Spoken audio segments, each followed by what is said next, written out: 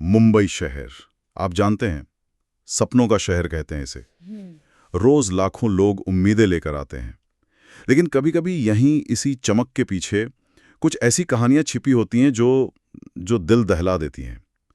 आज हम एक ऐसी ही झकझोर देने वाली कहानी पर बात करने वाले हैं। ये कहानी है 24 साल की एक नई नवेली दुल्हन नेहा गुप्ता की, जिसकी शादी के बस कुछ महीने बाद ही मुंबई के खार इलाके में बहुत ही संदिग्ध हालात में मौत हो गई। हाँ, और ये जो हमारी बातचीत है आज, ये एक लेख पर आधारित है। शीर्षक है उसका दहेज का खामोश जहर, नेहा गुप्ता की त्रासदी। और ये लेख सिर्फ एक घटना नहीं बताता, ये इशारा करता है एक कड़वी सच्चाई की तरफ। वो सच्चाई जिसे शायद हम सोचते हैं कि पीछे छूट गई है दहेज। ये प्रथा जो आज भी हमारे समाज में फैली हुई है, जहर की तरह। बिल्कुल सही कहा आपने। आज हम सिर्फ कहानी नहीं सुनाएंगे, हमारा मकसद है कि जो स्रोत में तथ्य दिए गए हैं उनको गहराई से समझें, और साथ ही वो जो बड़ी सामाजिक समस्या है ना, जिसकी तरफ ये इशारा कर रही है घटना, उस पर भी सोचें। तो चलिए इस कहानी को और इसके पीछे की बातों को स्रोत के आधार पर परत दर परत खोलकर देखते हैं। तो नेहा गुप्ता, उम्र सिर्फ 24 साल। स्रोत बताता है कि वो एक होनहार लड़की थी, जिंदा दिल, बहुत उम्मीदें थी उसकी। गाजीपुर उत्तर प्रदेश की रहने वाली थी और 16 नवंबर 2024 पिछले ही साल उसकी शादी हुई अरविंद गुप्ता से। अरविंद भी गाजीपुर का ही था, पर मुंबई में काम करता था, बैंक में अफसर था। और देखिए, स्रोत इस बात पे काफी जोर देता है कि नेहा के जो पिता थे, राधेश्याम गुप्ता, उन्होंने अपनी तरफ से कोई कसर नहीं छोड़ी थी शादी में। अपनी जितनी हैसियत थी उसके हिसाब से सब दिया। करीब 9 लाख रुपए नकद दिए, सोना भी दिया कोई 18 तोला, चांदी लगभग 2 किलो, और घर का जो भी जरूरी सामान होता है वो सब। उनकी तो बस एक ही ख्वाहिश थी, एक ही उम्मीद कि भाई बेटी नए घर में खुश रहे, सुखी रहे। और कौन बाप ये नहीं चाहेगा, है ना? कितनी स्वाभाविक सी इच्छा है ये। लेकिन स्रोत कहता है कि ये जो उम्मीदें थी, ये जो सपने थे, बहुत जल्दी ही टूटने लगे। शादी को कुछ महीने ही हुए थे कि नेहा जब घर फोन करती थी तो उसकी आवाज वो बदल गई थी। पहले जैसी खुशी नहीं थी, लगता था जैसे कुछ बुझा बुझा सा है। बिल्कुल, स्रोत के अनुसार नेहा ने फिर धीरे धीरे अपनी मां को बताना शुरू किया, दबी जबान में ही सही, कि अरविंद और उसका परिवार वो खुश नहीं है, जो दहेज दिया गया उससे संतुष्ट नहीं है। सोचिए जरा, इतना सब देने के बाद भी और मांगे शुरू हो गई। कहा गया कि एक रॉयल एनफील्ड मोटरसाइकिल चाहिए और पैसे भी चाहिए। और ये सिर्फ चीजों की मांग नहीं थी।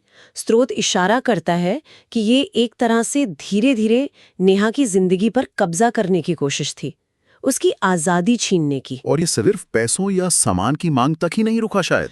नहीं, बिल्कुल नहीं। स्रोत में साफ लिखा है कि नेहा ने फिर मौखिक और फिर शारीरिक शोषण की बातें भी बताई।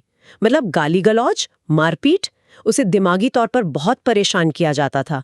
और ये भी पता चला कि अक्सर उसका फोन छीन लेते थे। फोन छीन लेते थे? क्यों? शायद इसलिए कि वो घर पर बात न कर सके, अपनी तकलीफ न बता सके।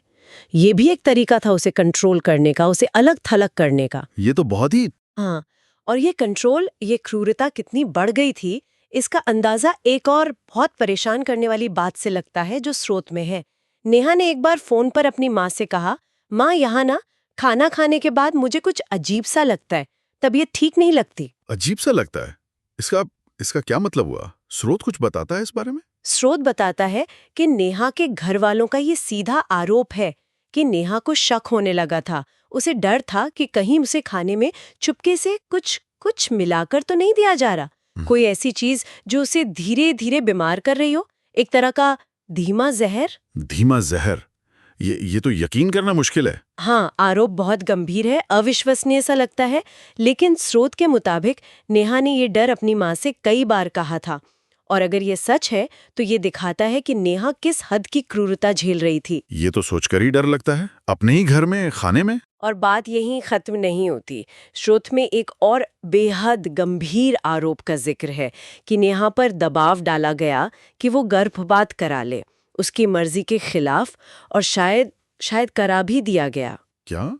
जबरन गर्भपात? हाँ, ये भी उसी नियंत्रण और क्रूरता का हिस्सा लगता है। शायद मकसद था नेहा को पूरी तरह से तोड़ देना।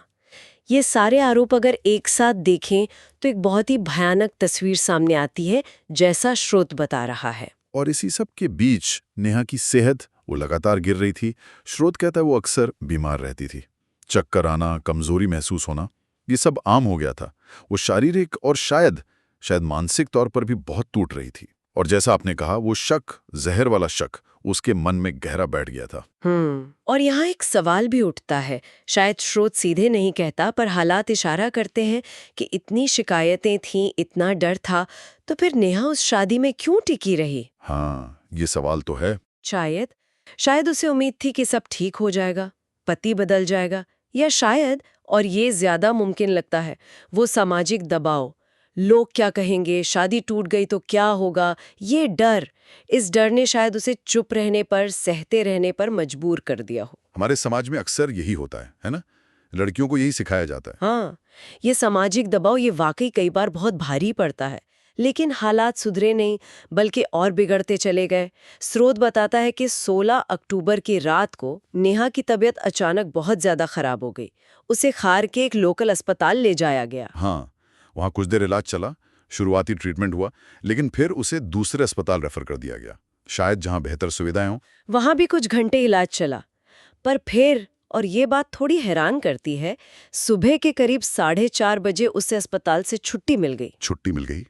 मतलब हालत ठीक हो गई थी? कहा तो यही गया होगा।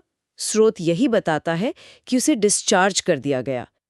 लेकिन जो ज्यादा चौंकाने वाली बात हुई, वो ये कि घर पहुंचने के बस थोड़ी ही देर बाद नेहा अचानक गिर पड़ी, बेहोश हो गई। घर पहुंचने के बाद? हाँ बिल्कुल, घर पहुंचते ही उसे फौरन वापस उसी अस्पताल ले जाया गया जहां से कुछ घंटे पहले छुट्टी मिली थी। लेकिन इस बार डॉक्टर कुछ नहीं कर पाए, उसे बचाया नहीं जा सका।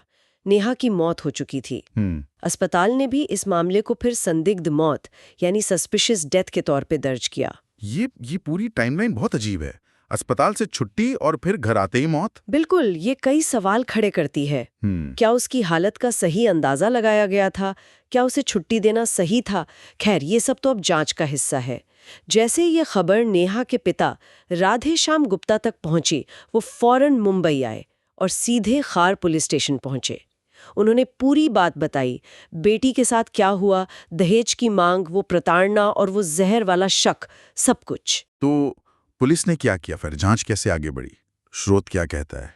पुलिस ने फौरन एक्शन लिया, जांच शुरू की, और स्रोत के मुताबिक शुरुआती जांच में ही सबूत मिलने लगे। नेहा ने पहले जो शिकायतें की थीं, उसके मैसेज, उसके फोन कॉल्स के रिकॉर्ड, उसके घरवालों के बयान, ये सब मिलकर एक पैटर्न दिखा रहे थे कि हाँ, दहेज के लिए लगातार प्रताड़ना हो रही थी। वो सारे डर, वो शक जो नेहा ने बताए थे, वो अब पुलिस की जांच के केंद्र में आ गए। तो गिरफ्तारियां भी हुई? हाँ बिल्कुल। इन शुरुआती सबूतों और पिता की शिकायत के आधार पर मुंबई पुलिस ने नेहा के पति अरविंद गुप्ता को गिरफ्तार किया और साथ में उसके परिवार के 5 और लोगों को। कुल मिलाकर 6 लोग गिरफ्तार हुए और इन सब पर भारतीय न्याय संहिता यानी BNS की बहुत गंभीर धाराएं लगाई गई हैं। कौन सी धाराएं हैं ये, और इनका कानूनी मतलब क्या होता है, खासकर जब हम दहेज मृत्यु कहते हैं? स्रोत के हिसाब से मुख्य तौर पर 3 बड़े आरोप हैं। एक तो दहेज संबंधी मौत, जिसे हम डाउरी डेथ कहते हैं, दूसरा है जहर देना यानी पॉइजनिंग, और तीसरा ऐसी प्रताड़ना करना जिससे मौत हो जाए, हैरेसमेंट लीडिंग टू डेथ। अब देखिए, ये जो दहेज मृत्यु है ना, ये भारतीय कानून में एक बहुत बहुत अहम सेक्शन है।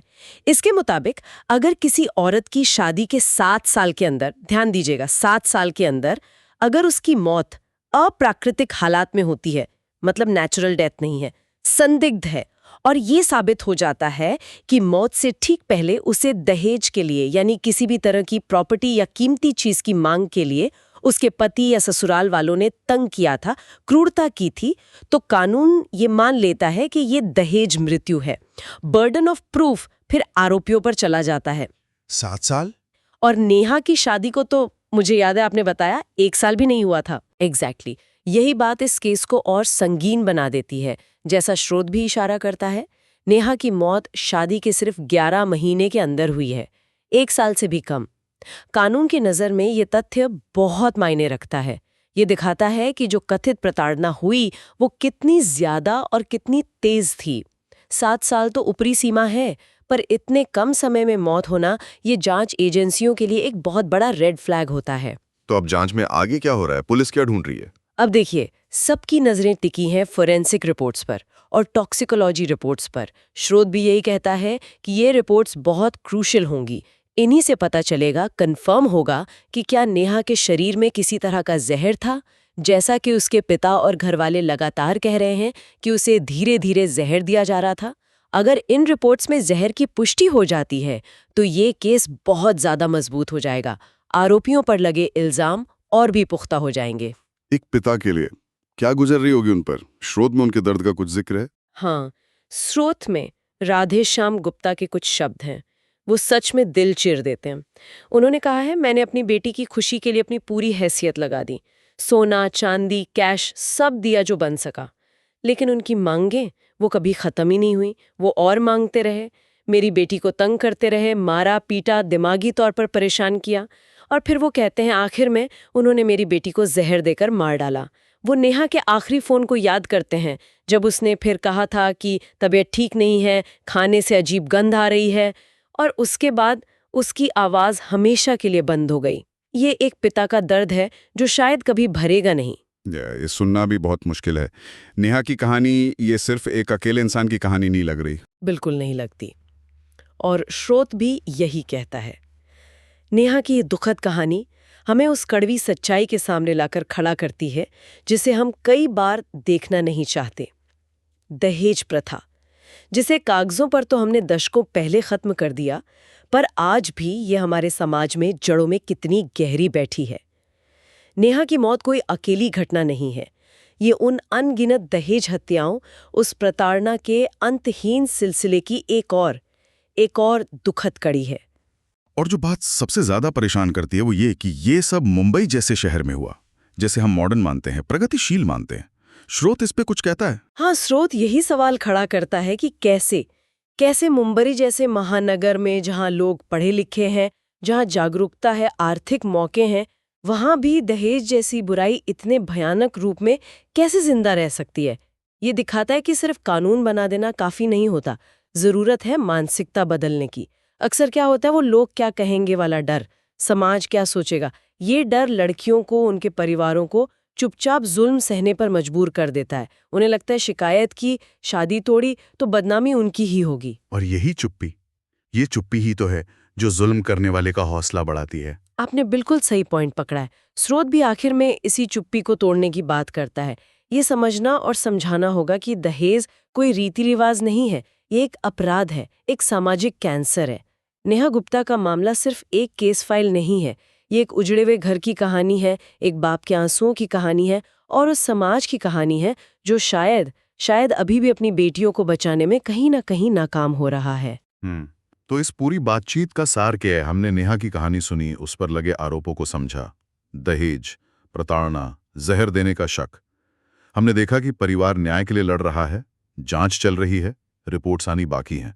लेकिन जैसा आपने कहा, ये कोई अकेली अलग थलग घटना नहीं है। इसीलिए जागरूकता सबसे अहम है। न्याय की शुरुआत ही जागरूकता से होती है। स्रोत भी यही कहता है कि अगर कोई भी महिला या लड़की घरेलू हिंसा सह रही है, दहेज के लिए उसे तंग किया जा रहा है, तो चुप मत रहिए, आवाज उठाइए।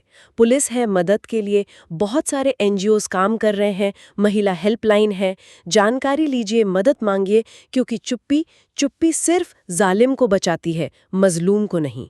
हर एक आवाज जरूरी है, हर जान कीमती है। बिल्कुल, चुप्पी तोड़ना शायद यही पहला और सबसे जरूरी कदम है। आज की इस गंभीर चर्चा को खत्म करते हुए हम अपने सुनने वालों के लिए एक सवाल छोड़ना चाहेंगे। ये सवाल स्रोत में बार बार उठाई गई एक बात से जुड़ा है।